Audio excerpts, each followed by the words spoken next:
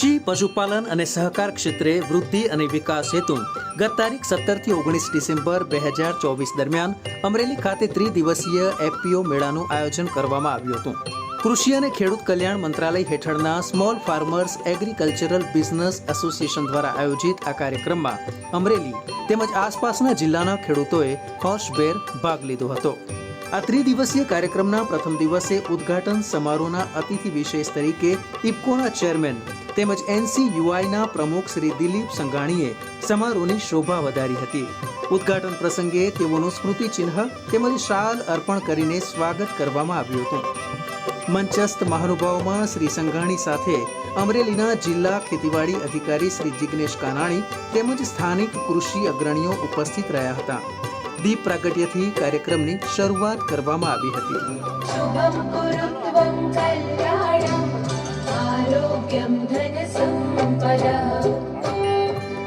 ઉદ્ઘાટન સમારોહના આ પ્રસંગે મુખ્ય મહેમાન શ્રી દિલીપ સંઘાણીએ ગુજરાત તેમજ દેશમાં ડ્રોન ટેકનોલોજીનો ઉપયોગ, નેનો યુરિયાથી ખેતીના ફાયદા તેમજ સહકાર ક્ષેત્રે પ્રગતિનો સવિશેષ ઉલ્લેખ કર્યો હતો. ત્યારબાદ શ્રી દિલીપ સંઘાણીએ એફપીઓ મેળામાં પ્રદર્શિત વિવિધ ચીજવસ્તુઓ નિહાળી હતી તેમજ ખેડૂતો સાથે સંવાદ કર્યો હતો. ભારત સરકારના માધ્યમથી સહકારથી સમૃદ્ધિ માન્ય પ્રધાનમંત્રી નરેન્દ્રભાઈ મોદીએ સૂત્ર આપ્યું. આ સૂત્રને સફળ કરવા માટે અલગ સહકારી મંત્રાલય બનાવીને અમિતભાઈ શાહને પ્રથમ સહકાર મંત્રીની જવાબદારી આપી. ત્યાર પછી દેશભરમાં સહકારી ક્ષેત્રના માધ્યમથી લોકોને આર્થિક સુવિધા સંપન્ન થાય અને એફપીઓના માધ્યમથી લોકો પોતે ખેડૂતોની ચીજવસ્તુઓ પરચેસ કરે, મૂલ્યવર્ધક બનાવે અને વેચે.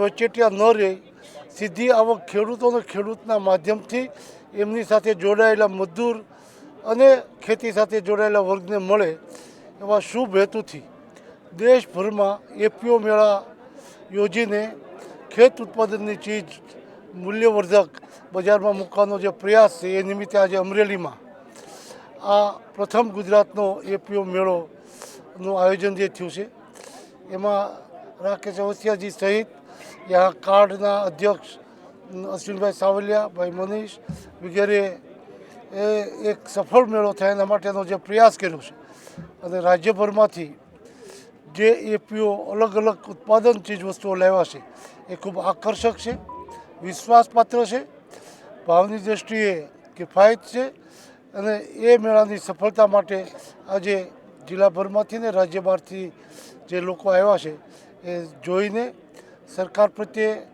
આ વ્યવસ્થાની સરાહના તો કરે જ છે, પણ ખેડૂતોને ખૂબ મોટો લાભ આ એફપીઓના મેળાથી થશે. આવા નવા જે મેળાઓ થતા રહે તો અમારા જે બહેનો અમે પ્રોડક્શન તૈયાર કરી છીએ અને અમારે સેલિંગ કરવું હોય તો અમારે સારો એવો ફાયદો થાય અને ગ્રાહક પણ અમને મળી રહે કે અમારે કાયમિક માટે જે પ્રાકૃતિક વસ્તુ છે, ઓર્ગેનિક વસ્તુ છે વેચવી હોય તો અમે કઈ રીતે વેચી શકીએ અને અમને માર્કેટ પણ મળી જાય. જે અમારા કોન્ટેક નંબર છે તેમજ જે ન્યૂઝ ચેનલ છે ચેનલ દ્વારા પણ અમારું માર્કેટિંગ થઈ શકે. અત્યારે સોશિયલ મીડિયામાં જે તે ન્યૂઝ હોય એમાં અમારી જાહેરાત થતી હોય અને લોકો અમારી પાસેથી વસ્તુ લઈ જાય. તેમજ સ્ટેટમાં તો લઈ જાય પણ દેશની અંદર જે આઉટ કન્ટ્રીમાં પણ અમારો માલ જાય અને અમને સારું બેનિફિટ મળે અને જે લોકો ખેડૂતો પોતાનું પ્રોડક્શન તૈયાર કરે એના માટે પણ આ ફાયદાકારક છે. મેળાનું આયોજન કરવામાં આવ્યું છે, ખૂબ સરસ આયોજન છે, ખૂબ સારી વ્યવસ્થા છે અને ખૂબ સરસ સ્ટોલની એની સુવિધા છે. ગુજરાતની અંદર ઇફકો કિસાન દ્વારા જે આજે અમરેલી ખાતે મેળાનું આયોજન કરેલ છે એમાં ખાસ અમે ઇફકોના પણ આભારી છીએ કે ગુજરાતની અંદર અને ખાસ કરીને સૌરાષ્ટ્રમાં કે અમરેલી જિલ્લાની અંદર આ મેળાનું જે આયોજન કરેલ છે એનાથી બહુ મોટો ફાયદો છે કે જે ખેડૂતોની પ્રોડક્ટ આપણા જ વિસ્તારમાં એમની ઓળખ થાય અને એમનું વેચાણ થાય, જેના માટે આ મેળાનો ખૂબ સારો એવો ફાયદો છે. ફાર્મર્સ દ્વારા થતા ઉત્પાદનો તેમજ શિયાળામાં ઉપયોગમાં લેવાતા વસાણાના સ્ટોલ ધારકોએ આ મુજબ જણાવ્યું હતું. લીંબડી તાલુકાનું આ પ્રખ્યાત કચરિયું છે, શિયાળાનું ખાસ વસાણું છે. ખૂબ મોટું અમદાવાદ, મુંબઈ સુધી દર શિયાળામાં જાય છે. ખાવાથી તલ ખાવાના જે બધા ફાયદાઓ છે, બાળકો સમજતા ન ખાતા હોય, જ્યારે એને કચરિયાના રૂપમાં આપીએ તો આમાં ઘણા બધા ગોળ, પછી સૂકા મેવા એ બધું મિક્સ હોય છે અને એના કારણે બાળકોને એની હાઇટ વધે છે, આપણા માટે ખૂબ શક્તિદાયક છે. એટલે શિયાળામાં સુરેન્દ્રનગર જિલ્લાનું એકદમ પ્રખ્યાત છે આ, અને મોટા પાયે એનું લગભગ 2.5 થી 3 કરોડનું ટર્નઓવર છે. હાલ અમે એફપીઓ કિસાન મેળો જે અમરેલી ખાતે આયોજન કરવામાં આવેલું છે તેમાં અમે ભાગીદારી નોંધાવેલી છે, જેના કારણે ખેડૂતોની આવક કઈ રીતે વધારી શકાય, જેમાં આપણે પ્રોસેસિંગ ક્લિનિંગ ગ્રેડિંગ દ્વારા ખેડૂતોને સારા એવા ભાવ મળી રહે તે માટે આ એફપીઓનું આયોજન કરવામાં આવેલું છે. તો અમે અમારી પ્રોસેસિંગ કરેલી વસ્તુઓ અહીંયા મેળામાં વિતરણ કરવા માટે આવેલા જ છીએ. अभी एफपीओ का जो कारण है चालू करने का, वो मेजर क्या है? मेजर ये है कि किसान जो है, जो खेती करता है, वो ना ही खेती करे, साथ में उसका वितरण भी करे, उसका सेल भी करे, और जो प्रॉफिट बने वो सीधा किसान को जाए. अभी ये जो पूरा एफपीओ का जो पूरा सिस्टम है, इसमें हमें और भी आगे बहुत काम करना है, और इसमें हमारी जो संस्था है इरमा, वो काफ़ी चीज़ें कर रही है. जैसे हमने अभी जो ये F2DF ऑर्गेनाइजेशन है, इसको हमने सपोर्ट किया है ताकि ये और चीज़ें आगे कर सके. ऐसे हम बहुत सारी एंटरप्राइजेस को हमारी संस्था के थ्रू सपोर्ट कर रहे हैं. हमने एक सोशल एंटरप्राइज का एक संस्था इरमा में चालू किया है, जिसको बोलते हैं इरमा आईसीड फाउंडेशन. सो मैं उसका मैनेजिंग डायरेक्टर हूँ, इरमा का नहीं. सो इसमें हम क्या कर रहे हैं, हम ऐसी संस्थाओं को सपोर्ट कर रहे हैं जो किसानों के लिए नई टेक्नोलॉजी ला सके.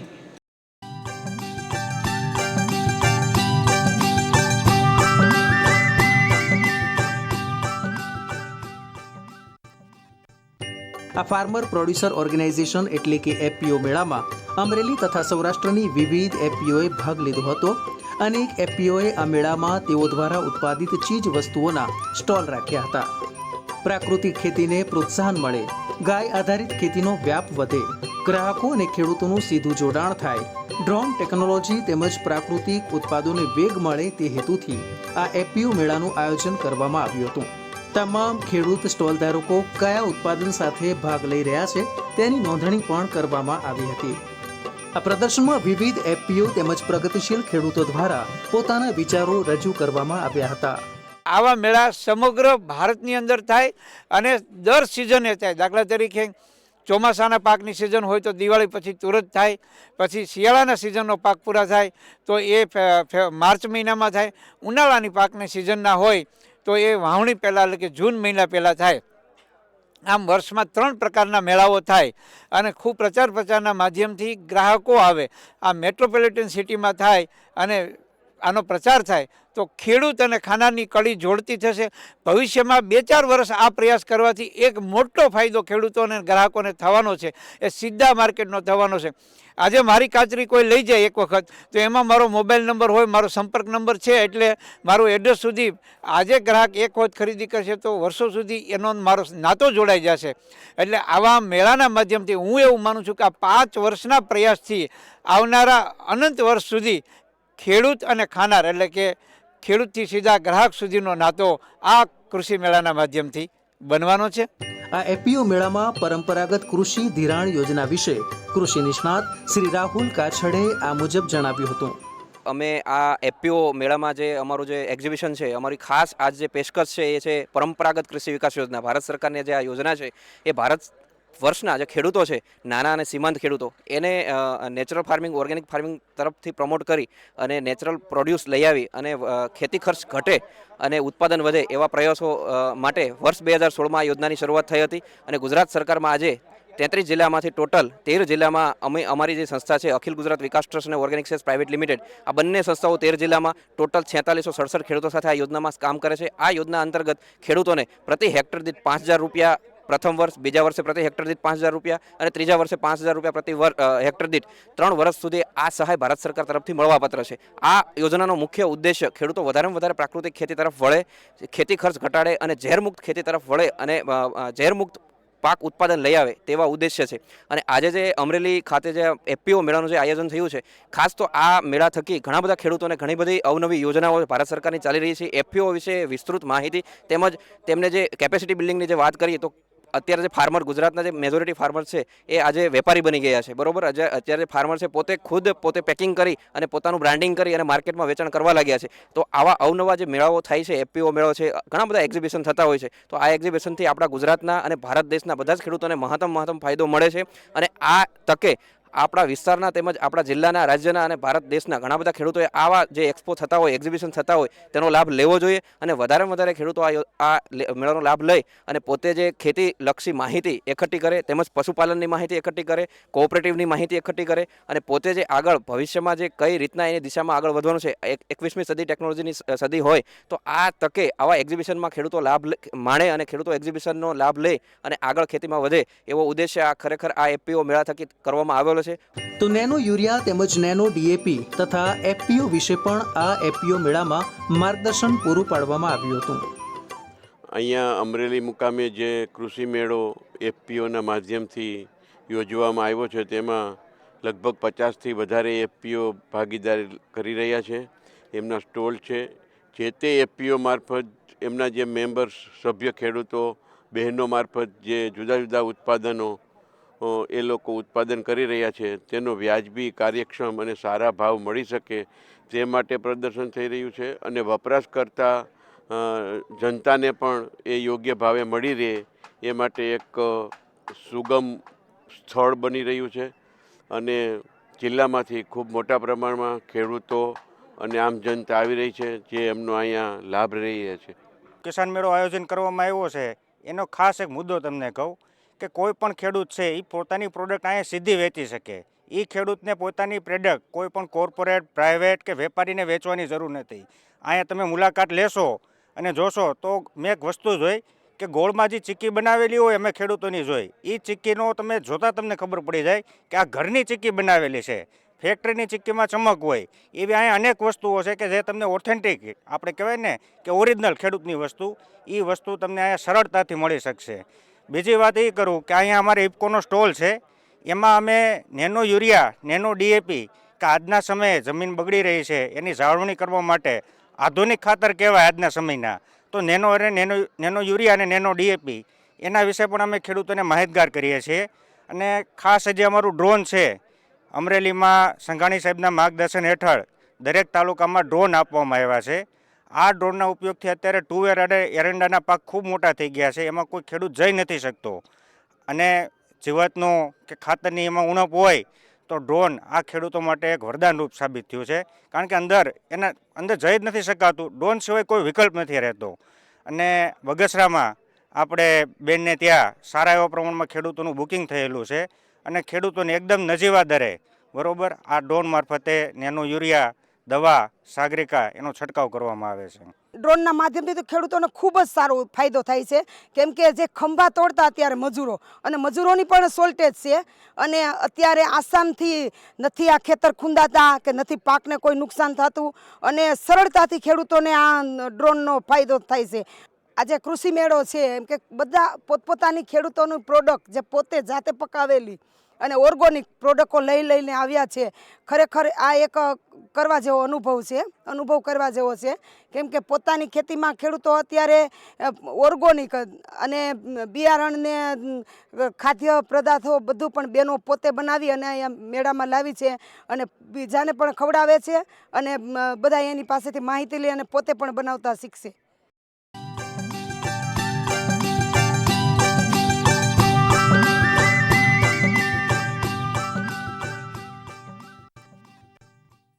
આત્મા એટલે કે એગ્રીકલ્ચર ટેકનોલોજી મેનેજમેન્ટ એજન્સી સંસ્થા દ્વારા ખેડૂતોને નવી ટેકનોલોજી ઉપરાંત પ્રાકૃતિક તેમજ ગાય આધારિત ખેતી માટે ખેડૂતો તેમજ મહિલાઓને તાલીમ તથા પ્રેરણા પૂરી પાડવામાં આવે છે.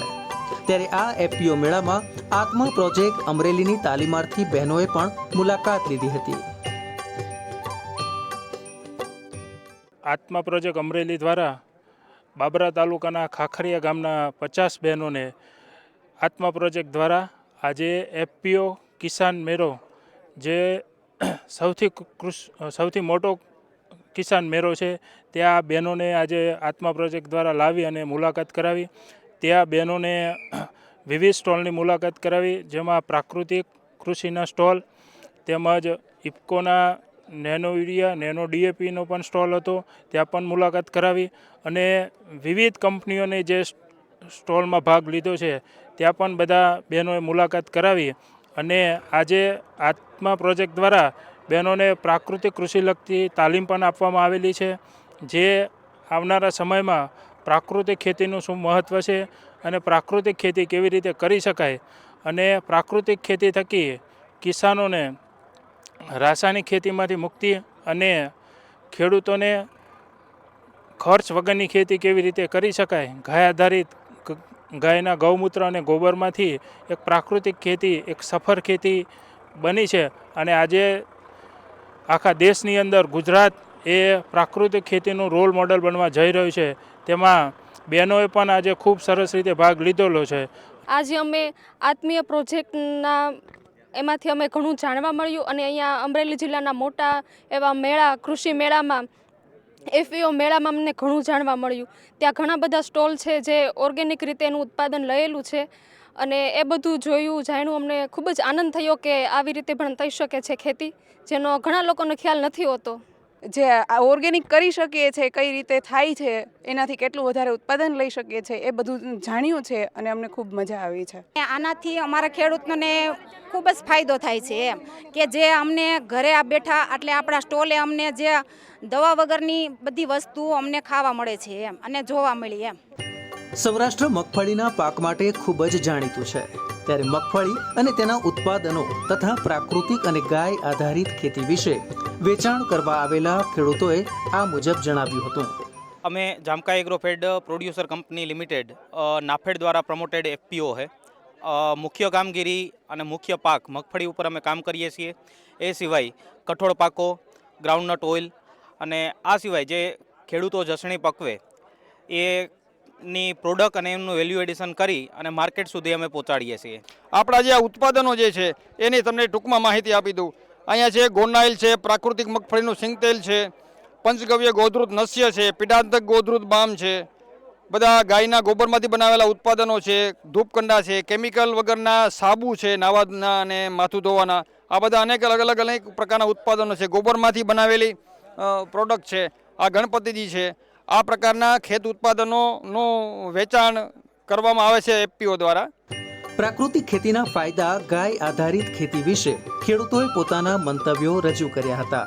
પ્રાકૃતિકમાં અમે જીવામૃત, ઘન જીવામૃત, અમે કોઈ DAP, યુરિયા વાપરતા નથી અને નેચરલ ફાર્મિંગ કરીએ છીએ. ખેતીમાં કોઈ પણ ખેડૂતોને પ્રાકૃતિક ખેતીમાં કોઈ પણ પ્રોબ્લેમ આવતો હોય, જેમ કે નેમેટોડ છે, પછી ફૂગ આવતી હોય છે, મૂળમાં હાઇટ ન વધતી હોય, આવા ઘણા બધા ઇસ્યુ હોય છે. એના માટે પણ અમે એને મદદરૂપ થઈએ છીએ. જીવામૃત ક્યારે વાપરવું, આકડો, ધતુરો, લીમડો અને એલોવેરાના અર્ક બનાવીને અમે છંટકાવ કરીએ છીએ અંજીરમાં, જેનાથી તમામ ન્યુટ્રિશન, ફંગીસાઇડ, પેસ્ટિસાઇડ બધું જ એમાં મળી જાય છે અને બહારથી અમારે કંઈ નાખવું પડતું નથી રાસાયણ. નેચરલ અને કુદરતી જ અમે એના ઉપચાર કરીએ છીએ અને આ જ રીતે અમારી પ્રોડક્ટ બનાવી છે. અમે પ્રાકૃતિક ખેતીની સાથે ગાયોની રાખવી છે અને ગાયના ગોબરમાંથી પંચગવ્ય બધી પ્રોડક્ટ બનાવી છે અને ખેતીમાં જે પાકે એનું પણ મૂલ્યવર્ધન કરવી છે. ગાયના ગોબરમાંથી ગણપતિ, પછી તોરણ, મોબાઈલ રેડિયેશન ચિપ્સ, ધૂપબત્તી, ધૂપના અડાયા, દીવડા, પછી પંચગવ્ય નસ્ય ઘી પણ બનાવી છે અને આ મેં પહેરી એવી માળા આપણે પહેરવા માટે અને આ આપણે હાથમાં પહેરવા માટે બેરખા છે. પછી આ દંત મંજન પાવડર બનાવી છે.